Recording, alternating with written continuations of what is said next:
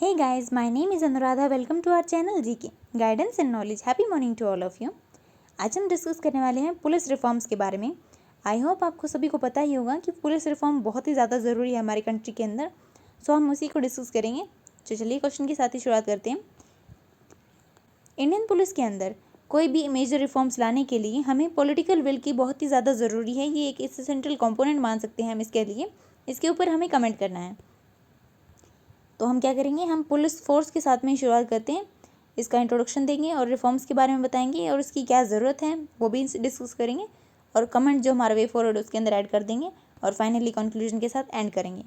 ये क्वेश्चन है, ये जीएस पेपर 2 के अंदर गवर्नमेंट पॉलिसीज़ एंड इंटरवेंशन के अंदर पूछा जा सकता है।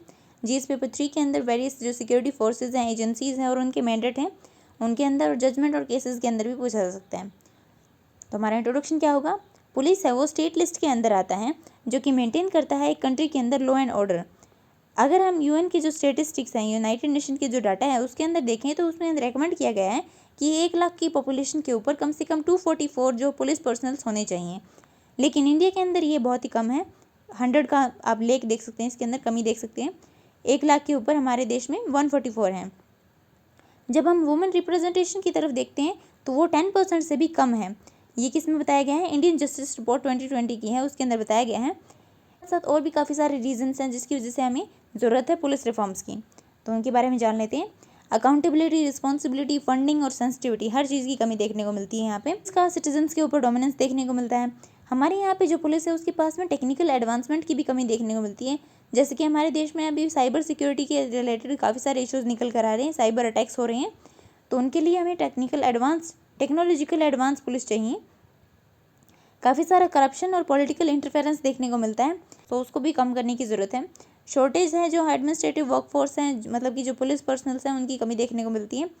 प्रोसेस है इन्वेस्टिगेशन का, वो भी बहुत ज़्यादा स्लो है। 70% जो प्रिजन्स हैं वो हमारे देश के अंदर अंडर ट्रायल की कैटेगरी के अंदर आते हैं। अगर हम दूसरी कंट्रीज़ के साथ में कंपेयर करते हैं तो वो बहुत ही ज़्यादा कम है। जैसे यूके और यूएसए का एग्जांपल दे सकते हैं, जहाँ पे 11% और 20% ये पॉपुलेशन है जो अंडर ट्रायल है। फिर काफ़ी सारे सेक्शंस हैं जो आईपीसी के, इंडियन पिनल कोड के हैं, वो कंसिडर किए जाते हैं कि वो कॉलोनियल लॉ हैं, मतलब कि हमारी आज़ादी से पहले के लॉ हैं। जैसे कि आप देख सकते हैं सेक्शन 124A है। इसके अंदर क्या है, इसके अंदर कहा गया है कि जो बिना किसी भी इन्वेस्टिगेशन को एक प्रिजन को, एक व्यक्ति को, एक कैदी को कैद किया जा सकता है लंबे टाइम के लिए। 326 केसेस देखने को मिले हैं जो कि 2014 से 2019 के बीच में फाइल किए गए हैं, लेकिन उनमें से सिर्फ 6 ऐसे हैं जो कन्विक्टेड किए गए हैं। फिर क्या है, फिर कस्टोडियल डेथ देखने को मिलती है बार बार। हम एग्जांपल ले सकते हैं कि हमारे जो रजिस्टर्ड केसेस हैं 1 अप्रैल 2015 से लेकर 30 अप्रैल 2015 तक, ये कितने हैं, 25,357 हैं। ये पुलिस कैटेगरी के अंदर है, मतलब कि पुलिस के ऊपर ही केसेस हैं, जिसमें से 111 हैं वो कस्टोडियल डेथ्स हैं और 330 हैं वो कस्टोडियल टॉर्चर हैं। इन्फॉर्मेशन और ट्रेनिंग दोनों की कमी देखने को मिलती है। हम एग्जांपल ले सकते हैं, सुप्रीम कोर्ट ने स्ट्राइक डाउन कर दिया था, मतलब कि ख़त्म कर दिया था आईटी का जो इंफॉर्मेशन टेक्नोलॉजी एक्ट का 66A जो सेक्शन था उसको। इसके अंदर जो कोई भी ऑब्जेक्शनेबल कंटेंट देखने को मिलता है ऑनलाइन, या फिर आप सिंपली समझ सकते हैं कि कोई भी अगर घटिया, फालतू या अब्यूजिव मैसेज भेजता है किसी के पास में भी, तो उसे अरेस्ट किया जा सकता है इसके अंदर। इसके 6 साल के बाद भी, मतलब कि 2015 के अंदर इसे ख़त्म कर दिया गया था, लेकिन 2021 के अंदर भी इसके अंदर केसेस रजिस्टर किए गए हैं, जिसकी वजह से जो सुप्रीम कोर्ट है उसने काफ़ी ज़्यादा क्रिटिसाइज़ भी किया है और जो गवर्नमेंट है उसको भी कहा है। इससे आप समझ सकते हैं कि जो हमारी जो पुलिस फोर्स है उसको ही अगर ये नहीं पता होगा कि कौन सा लॉ अभी काम कर रहा है और कौन सा ख़त्म हो चुका है, तो आप समझ सकते हैं कि कंडीशन क्या होगी। फिर चैलेंजेस क्या क्या हैं, कोई भी एफर्ट देखने को नहीं मिलता है गवर्नमेंट की तरफ से कि वो स्मार्ट पुलिसिंग के अंदर बढ़ें, स्मार्ट पुलिसिंग को रियलिटी में लागू करें। टेक्नोलॉजी और फंडिंग दोनों की कमी देखने को मिलती है। कोऑर्डिनेशन भी नहीं होता है पुलिस डिपार्टमेंट के अंदर। Bureau of police research development report के अकॉर्डिंग 30% जो व्हीकल्स हैं पुलिस सिस्टम के अंदर उसकी कमी देखने को मिलती है। पीपल फ्रेंडली पुलिस की भी कमी देखने को मिलती है। लोगों से बहुत ही ज़्यादा भद्दा व्यवहार किया जाता है काफ़ी सारे पुलिस ऑफिसर्स के द्वारा। हालांकि काफ़ी सारे अच्छे भी हैं, लेकिन बहुत ज़्यादा ख़राब भी हैं। वे फॉरवर्ड के अंदर क्या बता सकते हैं हम, इसके अंदर हमारा पर्सनल कमेंट है उसको भी ऐड कर लेंगे। हमें ज़रूरत है कि हम इम्प्रूव करें फंडिंग और साथ ही साथ पे स्केल पुलिस फोर्स की इंक्रीज़ करनी होगी। हमें एफिशिएंसी इंकरेज करना होगा ऑनेस्ट पुलिस ऑफिसर्स को और हार्ड वर्किंग पुलिस ऑफिसर्स को, और उनका जो प्रमोशन होना है या फिर डिमोशन होना है, सस्पेंशन होना है, रिमूवल होना है, वो उनकी परफॉर्मेंस को देख कर किया जाना चाहिए।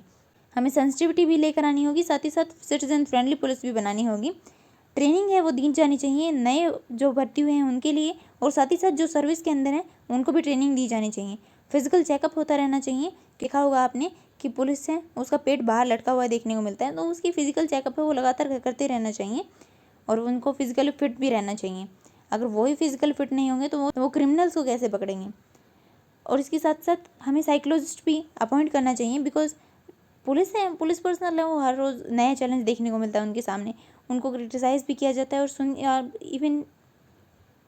इवन कंडीशन इतनी ख़राब है कि सीनियर ऑफिसर्स हैं वो भी अब्यूजिव वर्ड्स यूज़ करते हैं लोअर रैंक पुलिस ऑफिसर्स के खिलाफ।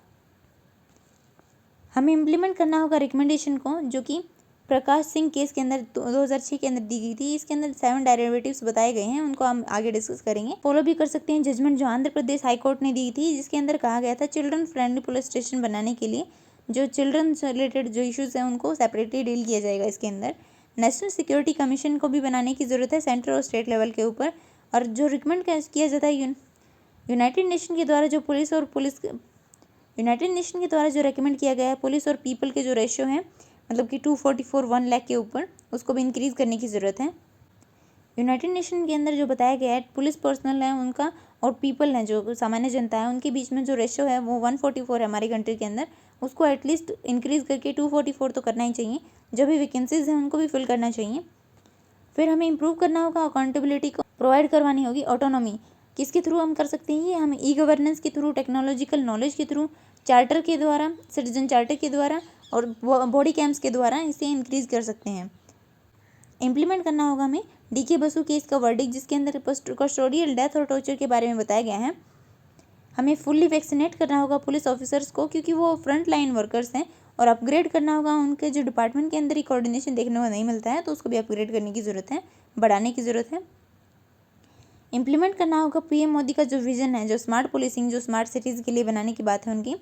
तो एस का मतलब क्या है, जो पुलिस है वो स्ट्रिक्ट भी होनी चाहिए और सेंसिटिव भी होनी चाहिए। एम का मतलब क्या है, मॉडर्न भी होनी चाहिए और मोबिलिटी भी होनी चाहिए उनके अंदर। ए का मतलब क्या है, वो अलर्ट भी होनी चाहिए और साथ ही साथ अकाउंटेबल भी होनी चाहिए। आर का मतलब क्या है, वो रिलायबल भी होनी चाहिए और साथ ही साथ अपनी रिस्पॉन्सिबिलिटी को भी पूरा करें। टी का मतलब है टेक्नोलॉजी को भी सेव करने वाली होनी चाहिए और उनको ट्रेनिंग भी पूरी तरह दी जानी चाहिए। सुप्रीम कोर्ट ने कहा है कि कंसल्टेट करना चाहिए हमें स्टेट सिक्योरिटी कमीशन को, फिक्स करना चाहिए जो डीजीपी का टाइम है, वो टेन्योर है उसको 2 साल तक, और 2 साल का ही टेन्योर देनी चाहिए, 2 साल की टर्म देनी चाहिए एसपी और एसएचओज को। सेपरेट इन्वेस्टिगेशन करनी चाहिए और लॉ एंड ऑर्डर फंक्शंस को मेंटेन करना चाहिए। सेटअप करना चाहिए पुलिस एस्टैब्लिशमेंट बोर्ड को, और क्या सेटअप करना चाहिए, पुलिस कंप्लेंट अथॉरिटी को स्टेट और डिस्ट्रिक्ट लेवल के ऊपर। फिर नेशनल सिक्योरिटी कमीशन को भी सेंट्रल लेवल के ऊपर सेटअप करना चाहिए। फिर हमारा कंक्लूजन क्या होगा, अजीत डोभाल, इनके बारे में आपको बताना है कि ये हमारी कंट्री के अंदर किस पोस्ट पे हैं फिलहाल। इनके द्वारा कहा गया है कि गवर्नमेंट को इम्प्लीमेंट करना चाहिए पुलिस रिफॉर्म्स का, इसकी वजह से क्या होगा, क्राइम है वो कम होगा। इन स्टेप्स के साथ साथ स्ट्रॉन्ग पॉलिटिकल विल की भी ज़रूरत है, ताकि हम बना सकें मोर इफिशिएंट और इफेक्टिव और रिस्पॉन्सिबल और स्मार्ट हमारी पुलिस को, जो कि हमें हेल्प करेगी इन्हेंस करने में गुड गवर्नेंस कंट्री के अंदर। सो इसके अंदर आप क्या इंक्लूड करना चाहते हैं वो आप कमेंट सेक्शन के अंदर बता सकते हैं। So this it for today, thank you for listening, don't forget to like and subscribe, also provide you suggestions to improve. जय हिंद, जय भारत।